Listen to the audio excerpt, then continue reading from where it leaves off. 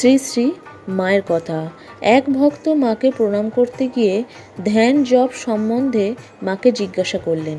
মা বললেন, যখন জপ করতে করতে ভগবানের রূপ দর্শন হয়, ধ্যান হয়, তখন জপও থাকে না।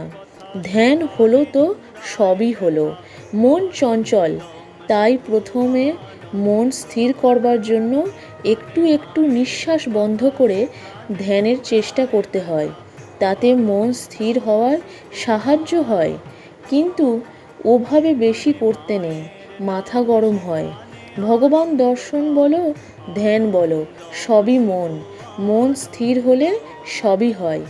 মানুষ তো ভগবানকে ভুলেই আছে, তাই যখন যখন দরকার তিনি নিজে একবার এসে সাধন করে পথ দেখিয়ে দিয়েছেন। এবার দেখালেন ত্যাগের পথ।